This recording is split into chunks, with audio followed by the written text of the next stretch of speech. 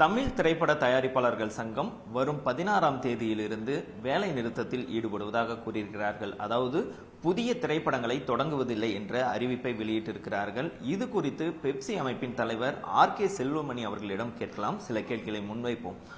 Sir, இப்ப தயாரிப்பாளர் சங்கம் இந்த அறிவிப்பை வெளியிட்டிருக்காங்க. 16ஆம் தேதியிலிருந்து எந்த புதிய திரைப்படங்களும் தொடங்குவதில்லை. அதே போல நவம்பர் 1ல இருந்து மொத்தமான வேலைகளை சினிமா வேலைகளை நிறுத்துறதா சொல்லியிருக்காங்க.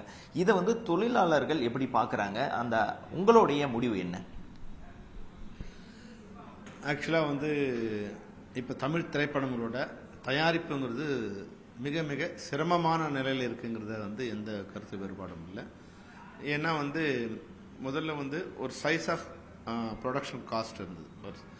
அப்போ அதனோட கூடுதல் வருமானமாக சேட்டலைட் சேனல் வந்தது. இப்போ 100 ரூபா இருந்துன்னு வச்சுங்க, கூடுதல் வருமானமாக இன்னொரு 100 ரூபா சேட்டலைட் சேனல்ஸில் வரும்போது 200 ரூபா ஆயிடுச்சு. அப்போ அதனுடைய இது கொஞ்சம் இன்னும் 100 ரூபாயில் தயாரிக்கப்பட்ட திரைப்படங்கள் 200 ரூபாய்க்கு பட்ஜெட் போட்டு தராங்க. அதுக்கப்புறமா ஓடிடி, இந்த கொரோனா பீரியடில் ஓடிடிக்கு ரொம்ப ஒரு பாப்புலர் இது மீடியம் ஆயிடுச்சு. அப்போ அதில் ஒரு 50 ரூபா வருதுன்னு வச்சுங்க. அப்போ 250 ரூபா அதனோட வருமானம் வரந்தோடனே 100 ரூபாயில் தயாரிக்கப்பட்ட திரைப்படங்கள் 250 ரூபாய்க்கு. இப்போ 100 லட்சம்னா 250 லட்சம், 100 கோடினா 250 கோடி, அப்படியே 2.5 டைம்ஸ் அது இன்க்ரீஸ் ஆயிடுச்சு. அது வியாபாரம் நல்லா இருக்க வரைக்கும் அதில் இதுவாகிடுச்சு. இப்போ ஓடிடியும் சேட்டலைட்டும் என்ன ஆச்சுன்னா, கொரோனா பீரியடுக்கு அப்புறமா கொஞ்சம் படம் வாங்கினவங்க இப்போ படங்களை வாங்கறதில்ல அப்படின்னு ஒரு சிண்டிகேட் பண்ணிக்கிட்டாங்க. அதுக்கப்புறம் ஒரு விஷயம் என்ன பண்ணாங்க, படம் ரிலீஸ் பண்ணுங்க, ஏன்னா நீங்கள் பெரிய விலைக்கு விற்றுறீங்க, படம் ஓடல, எங்களுக்கு லாஸ் வருது, ரிலீஸ் பண்ண பிறகு வாங்கலாம் அப்படின்னு இப்போ படம் என்னாச்சு, ரிலீஸ் பண்ணி பெரிய வெற்றி அடைந்த படத்தை கூட இல்லை நாங்கள் 40% தான், முன்னாடி 100%னா 40% ப்ரைஸ் தான் வாங்குவோம் அப்படின்னு ஒரு சிண்டிகேட் பண்ணுறாங்க. அப்போ ஆட்டோமேட்டிக்காக இப்போ 250 ரூபாயில் இருந்த வருமானம் 100 ரூபாய்க்கு வந்துடுச்சு. ஆனால் 100 ரூபாயில் இந்த ப்ரொடக்ஷன் காஸ்ட் அப்படியே 250 ரூபாயில் நிற்கிது. இப்போ இவங்களால இந்த நிச்சயமா படம் எடுக்க முடியாதுங்கிற உண்மை எல்லாரும் புரிஞ்சுக்கணும்.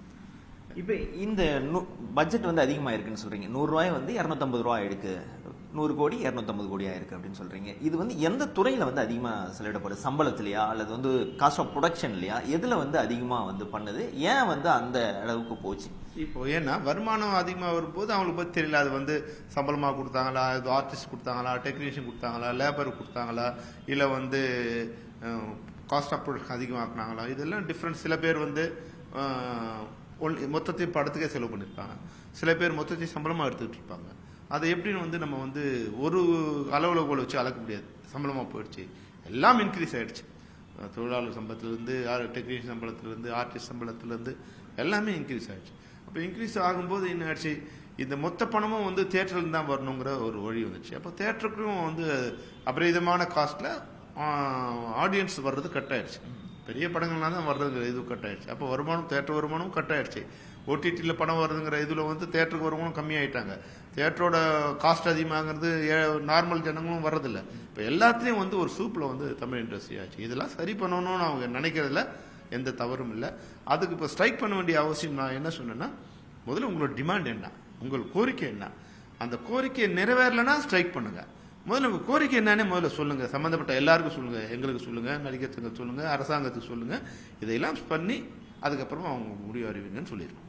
இப்போ உங்ககிட்ட இன்னைக்கு ஒரு பேச்சுவார்த்தை கூட போச்சு, தயாரிப்பாளர் சங்கத்தில் கலந்துக்கிட்டீங்க. அதில் என்ன முடிவு எடுக்கப்பட்டிருக்கு? ஒரு வேளை ஸ்ட்ரைக் அப்படின்றது போறீங்க, ஒரு அந்த கோரிக்கை நீங்கள் சொன்ன பின்னாடி கூட ஸ்ட்ரைக்கு போறாங்க அப்படின்னா தொழிலாளர்கள் எந்த அளவுக்கு பாதிக்கப்படுவாங்க? சார், இப்போ தொழிலாளர்கள் இந்த சம்பளத்தில் வாழ முடியும், கொடுக்குற சம்பளத்தில் வாழ முடியும். ஒருத்தரோட சம்பளம் ஒரு 1000 ரூபாயில இருந்து 2000 ரூபாய் வரைக்கும் இருக்கு. இதில் 30 நாள் வேலை யாரும் கிடையாது. 5 நாள் சம்பளத்துலேருந்து 5 நாள்லேருந்து 15 நாள் தான் அதிகபட்சம் ஒரு தொழிலாளிக்கு வேலை கிடைக்கும். 5 நாளுக்கு அப்படின்னா அவனுக்கு ஒரு 10,000லேருந்து 20,000. இதில் இந்த நாள் வேலை கிடைக்கிற நாளை ஓட்ட முடியும். அதனால அவனு மிகப்பெரிய சிரமத்தை எதிர்கொள்ள போகிறது தொழிலாளர்கள் தான். மற்றவங்களாம் லட்சத்தில் சம்பளம் வாங்குறோம், அவங்ககிட்ட அந்த வாழ்க்கை ஒன்றும் இதுவாயிடாது. சாப்பாட்டு வழியெல்லாம் போக வேண்டியது. அவங்களுடைய வாழ்வாதார பிரச்சனை இருக்காது, அவங்களுடைய வசதிகளை பிரச்சனை வரலாம். கார் வாங்குறதுல பிரச்சனை வரலாம், வீடு வாங்கணும்னு நினைக்கலாம், சொத்து சேர்க்கறீங்கன்னா அதில் பிரச்சனை வரலாம். தவிர அவங்களுக்கு வாழ்வாதார பிரச்சனை வரப்போகுது. ஆனால் தொழிலாளர்கள் எங்களுக்கு 25,000 பேர் இருக்காங்க. அதில் 15,000 பேர் டெய்லி ஒர்க் பண்ணுறாங்க. இன்னைக்கு 5,000 பேர், நாளைக்கு வேற 5,000 பேர் ஒர்க் பண்ணுவாங்க. அப்போ அந்த 15,000 பேரோட வாழ்நிலைமைங்கிறது மிகப்பெரிய சூப்பில் வந்துடும், மிகப்பெரிய சிரமத்தில் வந்துடும். அதனால அந்த ஸ்ட்ரைக் இல்லாமல் இருந்தால் தான் எங்களுக்கு நல்லா இருக்கும். நாங்கள் வந்து எங்களோட கருத்தை சொல்லியிருக்கோம். அதுக்கு அவங்களுடைய பதில் என்னவா இருந்துச்சு? அவங்களோட பதிலை நாங்கள் கேட்டோம். எங்களோட டிமாண்ட்ஸ் இது, உங்கள் டிமாண்ட்ஸ் என்னன்னு கேட்டோம்.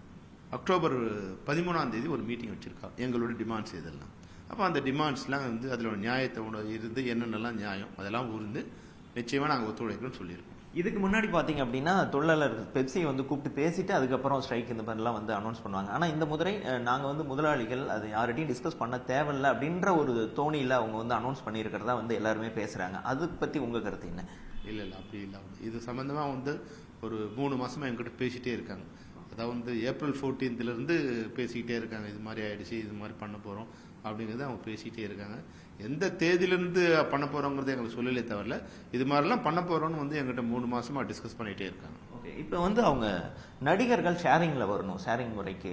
அதாவது ஒரு படத்தின் வியாபாரத்தில் பங்கீட்டு எடுத்துக்கலாம், சம்பளமாக வந்து பெருசாக கொடுக்கறதுனால அது எங்களுக்கு பெரிய பாதிப்பு ஏற்படுத்துங்கிறாங்க. இது வந்து சாத்தியமான ஒன்றா தமிழ் சினிமாவில்?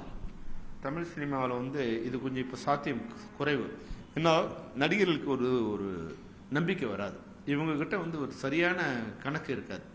இப்போ வந்து முதல்ல வந்து 3 வருஷத்துக்கு முன்னாடி விஷால் ஒரு பிரச்சனை ஆரம்பித்தார். எல்லாமே வந்து சிஸ்டமில் வரணும், எல்லாமே புக்கிங் வந்து கம்ப்யூட்டரைஸ் பண்ணணும். அவங்க ஒரு 6 மாதம் டைம் கேட்டாங்க. கேட்டு 3 வருஷம் ஆயிடுச்சு. இன்னும் அவங்க சிஸ்டமைஸ் பண்ணல. அப்போது எவ்வளோ வருமானம் வருது அவங்க சொல்கிறது தான் கணக்கு. அப்போ அந்த கணக்கை வச்சுட்டு எக்ஸிபிட்டார் கொடுக்குற கணக்கை டிஸ்ட்ரிபியூட்டர் கொடுப்பாங்க, டிஸ்ட்ரிபியூட்டர் கணக்கை தயாரிப்பாளர் கொடுப்பாங்க. இன்றைக்கும் தயாரிப்பாளர் நஷ்டம் தான் கணக்கு அனுப்பாங்க. அப்போது கணக்கே சரியில்லாத இடத்துல எப்படி நான் வந்து இப்போ ஹாலிவுட்லாம் வந்து அவன் ஹீரோஸ் வந்து ஷேரிங்கில் வந்து ராயல்ட்டியில் ஒர்க் பண்ணுறாங்க. இங்கேயும் ஒர்க் பண்ணலாம். ஆனால் இங்கே பேசிக் ஸ்ட்ரக்சரே இல்லையே. இங்கே ஸ்ட்ரக்சர் எவ்வளோ பணம் வருதுங்கிறதுக்கு வந்து ஸ்ட்ரக்சர் இருக்குது. ஸோ 1000 கோடி வந்துடுச்சு, 500 கோடி வந்து இதெல்லாம் வந்து ஒரு ஹம்பக். அது மாதிரி வந்து இவங்க தங்களை தாங்களே காப்பாற்றிக்கிறதுக்கு சக்ஸஸ் மீட்டு, அது தோல்வி படத்துக்கும் சக்ஸஸ் மீட் வச்சு தங்களை தாங்களே வந்து வெளியே வந்து தங்களை ஏமாற்றிக்கிறது. அப்போ அதில் ஒரு உண்மைத்தன்மை இருக்காது. அப்போ இந்த பேப்பரை பார்த்து, பப்ளிசிட்டி பேப்பரை பார்த்து 100 கோடி வருமானம் வந்ததுன்னு நினச்ச உடனே ஹீரோ வந்து அப்போ என்ன நினைப்பாரு, ஒரு வேலை இல்லை ஒரு டைரக்டர் வந்து 30%, அப்போ நம்ம 30 கோடி கணக்கு வரும் அப்படின்னு நினைப்பாரு. ஆனால் அங்கே 10 கோடி தான் வந்திருக்கும். பல்வேறு விதமான இது இருக்கும் இல்லையா. இந்த நம்பிக்கை இப்போ வந்து டெக்னீஷியன்ஸுக்கும் இருக்காது, நடிகர்களுக்கும் இருக்காது. அப்போ வந்து இவங்ககிட்ட பணம் வாங்குறது கஷ்டம் அப்படின்னு ஷேரிங்க்கு ஒத்துக்க மாட்டாங்க.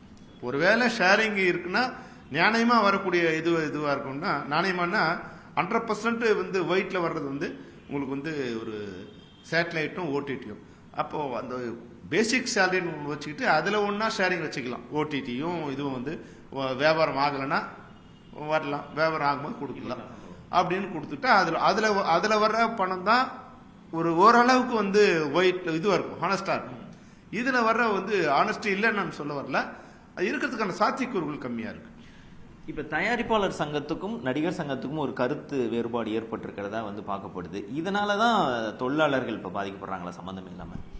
அது மாதிரி பெரிய கருத்து வேற்றும்லாம் ஒன்றுமே இல்லை. எல்லாம் அவங்களும் ஃப்ரெண்ட்ஸு தான். இப்போ நாசர் அவங்க கூட்டா வருவார், விஷால் கார்த்திக் வந்தால் வருவார். இப்போ பூச்சிமுருகன் நாங்கள் தான் டெய்லி இருக்கார். எல்லோரும் ஒருத்தர் நாங்கள் பார்த்துருவோம். நேற்று கூட நான் பூச்சிமுருகன் சார் பார்த்தேன். பெரிய கருத்து வேற்றுமெல்லாம் இல்லை. எங்களுக்கு சொல்லியிருக்கலாமே, அவங்க சொல்கிறது சில நியாயம் இருக்குது. நானும் அவங்களுக்கு சொன்னேன். அதாவது வந்து இப்போ தனுஷ்னு ஒரு பேரை சொல்ல வேண்டிய அவசியம் கிடையாது. ஏன் சொல்கிறீங்க, உங்களுக்கு இல்லையா? கணவன் மனைவி சண்டையை ரூமுக்குள்ளே பேசிக்கிட்டா அது 2 பேரும் குடும்பம் நடத்தணும் இல்லையா? நாளைக்கு அவங்களுக்கு வந்து ஒரு செலிபிரிட்டியாக இருப்பாங்க, நாளைக்கு வந்து பப்ளிக்கில் இருக்கும்போது அவங்களுக்கு ஒரு இமேஜ் இருக்குது, அதை டானிஷ் பண்ணக்கூடாது. அவங்கள கூப்பிட்டு இது மாதிரி வந்திருக்கு, ஒரு 3 பேர் நல்லா உட்காந்து பேசி இது மாதிரி எங்கள் இவங்களாம் இருக்காங்க, இதெல்லாம் முடியலன்னா அப்புறம் வெளியே நம்ம சொல்லலாம். ஆனால் இப்போ போய் வந்து அது சொல்லியிருக்க வேண்டிய நெசசிட்டி இல்லைங்கிறது எங்கள் கருத்து கூட நாங்கள் சொல்லிட்டோம். சார் இது மாதிரி வந்து ஒரு இன்ஸ்ட்ரக்ஷனாக கொடுத்துருவோம், வேண்டுகோளாகவும் சொல்லியிருக்கோம். அதாவது வந்து எந்த செலிபிரிட்டி பேரையும் நீங்கள் ஒழுங்கு நடவடிக்கை எடுக்கிறதா இருந்தால் அது பொது வெளியில் அனௌன்ஸ் பண்ணக்கூடாது. நம்ம இதில் வச்சுட்டு அந்தந்த சங்கத்துக்கு தெரிவிங்க. நடிகர் சங்கமாக நடிகர் சங்கம் சொல்லுங்கள், பெப்சி சொல்லுங்கள், தயாரிப்பாளர் சொல்லலாம், நமக்குள்ள பிரச்சனையை முடிச்சுக்கலாம் அப்படின்னு நான் சொல்லிடுறேன். ஓகே சார், இப்போ இந்த வேலை நிறுத்தம், அதாவது படப்பிடிப்பு நிறுத்தப்படுது அப்படிங்கிறத பெப்சி விரும்பலை அப்படின்னு எடுத்துக்கலாமா? நிச்சயமாக நாங்கள் விரும்பலை. ஆனாலும் வந்து அதில் நியாயம் இல்லைன்னு நாங்கள் சொல்லலை. அதில் நியாயம் 100% இருக்குது. அந்த நியாயமான காரணங்களை கலைந்து அந்த ஸ்ட்ரைக் வராமல் இருக்கிறதுக்கு உண்டான வழிகளை பெப்சி வந்து தேர்ந்தெடுத்து தயாரிப்பாளருக்கு உதவியாக இருக்கும்ங்கிறத நான் உங்களுக்கு சொல்ல விரும்புகிறேன். நன்றி சார்.